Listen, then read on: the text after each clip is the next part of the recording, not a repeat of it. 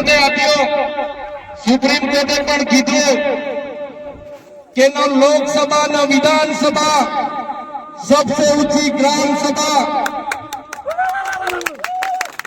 ત્યારે આપણા મુખ્ય વાત કરી કે ગ્રામ સભાનો પાવર છે, અનુસૂચિત 5 વિસ્તારમાં ગ્રામ સભાની પરવાનગી લેવી પડે। આ વિસ્તાર પૈસા 1996 અંતર્ગત આવે છે।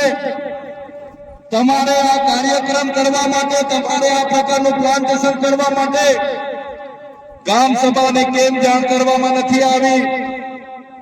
ગામ લોકોને કેમ નોટિસો આપવામાં નથી આવી? ગામ સભાની મંજૂરી કેમ લેવામાં નથી આવી?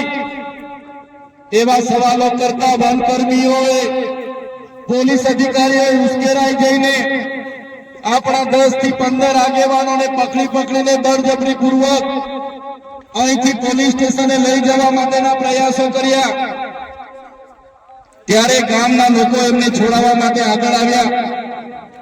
ગામ લોકો છોડાવવાનો પ્રયાસ કર્યો ત્યારે પોલીસના અધિકારીઓએ પૂર્વ આયોજિત કાવતરા મુજબ એ લોકોએ ગામના લોકોને દોડાવીને લાઠીચાર્જ કર્યો। હમણાં જ ગામના મુખીએ, ગામના સરપંચો, એમને ગામના પોલીસ પટેલે મને કીધું કે લગભગ 32 થી 35 લોકો ગંભીર રીતે ઘવાયેલા છે, એમને ઈજાઓ પહોંચી છે અને એ લોકો પોલીસના ડરના કારણે સરકારી દવાખાનામાં નથી ગયા, પણ ઔષધિઓની દવા કરે છે, દેશી દવા કરે છે અને આજે પણ એ લોકોની સ્થિતિ ખૂબ જ ગંભીર છે। ત્યારે મિત્રો સવાલ એ થાય છે કે આ પ્રકારની સૂચના કોણે આપી પોલીસને? કયા ભાજપના નેતાઓએ પોલીસને મોકલ્યા? કયા ભાજપના નેતાઓના ઈશારે લાઠીચાર્જ થયો? કયા ભાજપના નેતાઓના ઈશારે અહીંયા 27 જેટલા ટીયર ગેસ છોડવામાં આવ્યા?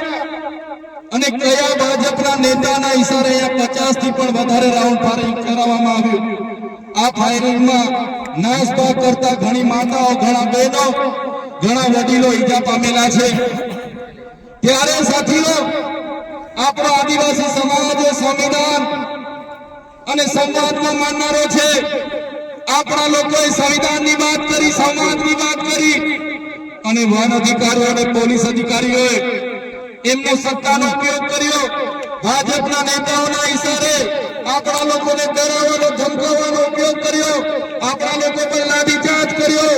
ત્યારે આ ભાજપની સરકારને, એમના એસપીને, એમના ડીવાયએસપીને, એમના ડીસીએફને આ ચૈતર વસાવા કહેવા માંગે છે, અમે આદિવાસી લોકો સંવિધાનમાં માનનારા છે, અમે આદિવાસી લોકો સમાજમાં માનનારા છે, અમારા આદિવાસી લોકોને તમે છંછેડ છો, અમે સંવિધાનને હવે સમાજ સાઈડ પર મૂકીશું। એ દિવસે અહીંયા હાર-પારની લડાઈ થવાની છે। આદિવાસી સમાજનો ઇતિહાસ તમે જોઈ લેજો। આઝાદીની લડાઈમાં અમારા ગુરુ ગોવિંદજી લડ્યા છે, ભગવાન બિરસા મુંડા લડ્યા છે, ટાટિયા નાયક લડ્યા છે, ખાટિયા નાયક લડ્યા છે, જલકારી બાઈ લડી છે, મહારાણા પ્રતાપનો ઇતિહાસ જોજો, અમારા પૂંજા ભીલ લડ્યા છે। ત્યારે આ સરકારોને અમે કહેવા માંગીએ છીએ, દેશની આઝાદીમાં પણ રૂપસિંહ નાયક જેવા લોકોએ અમારા સ્વતંત્ર રાજ્યની સ્થાપના કરી હતી। દેશના વિકાસમાં પણ અમારા આદિવાસી સમાજે પરસેવો આપ્યો છે, લોહી આપ્યું છે। દેશના વિકાસમાં જ્યાં ડેમોની જરૂર પડી, અમારા લોકો વિસ્થાપિત થયા છે, કોરિડોરની જરૂર પડી, અમારા લોકો વિસ્થાપિત થયા છે, નવા નેશનલ હાઈવે બનાવવા અમારા લોકો વિસ્થાપિત થયા છે, એરપોર્ટ બનાવવા માટે અમારા લોકોએ જમીનો આપી છે। જળ, જંગલ અને જમીનો પર રહેનારો અમારો મૂળ માલિક આજે પોતાના સમાજ સાથે, આજે ગામથી, પોતાની સંસ્કૃતિથી, પોતાની પ્રકૃતિથી છીનબીન થઈ ગયો છે। આટલું બધું કર્યા પછી પણ અમારા લોકોને તમે રંજાડવાની વાત કરશો? તે દિવસે અમે તીરકાંઠા નથી ચલાવ્યા, 13 તારીખે અમે ભાલાપાલિયા નથી ચલાવ્યા, પણ અમારી માતા બહેનોને હેરાન કરવામાં આવશે। આવનારા દિવસોમાં તીરકાંઠા પણ ચાલશે ને ભાલા। અમે વિકાસના સાથે અમારે કોઈ નિસ્બત નથી, વિકાસમાં અમારે કોઈ વિરોધ નથી, પણ આદિવાસીઓના ભોગે વિકાસની તમે વાત કરો છો, એને અમે સંમત નથી। એક બાજુ આઝાદીના 78 વર્ષ થઈ ગયા, અમારા લોકો આજે આઝાદીના 78 વર્ષ પછી પણ 2% રોજગારો માટે અમારા લોકોને શહેરોમાં મજૂરી કરવું જવું પડે. અમારા બાળકોના શિક્ષણ માટે શાળાઓમાં શિક્ષકો માટે આંદોલન કરવું પડે. સારી શાળા માટે આંદોલન કરવું પડે. પીવાના પાણી માટે આંદોલન કરવું પડે. જંગલની જમીન માટે આંદોલન કરવું પડે. અમારી ખેતીના પાકના ભાવ માટે આંદોલન કરવું પડે. અમારા યુવાનો સાથે જે અત્યાચાર થાય એના માટે આંદોલન કરવું પડે. મારી બે દીકરીઓ માટે આંદોલન કરવું પડે.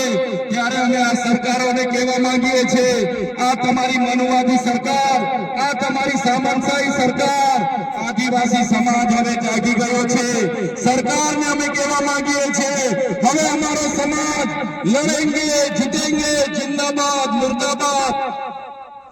आगे बढ़ो. हाय सरकार, हाय हाय. आवेदन निवेदन હવે અમે કરવા માંગતા નથી.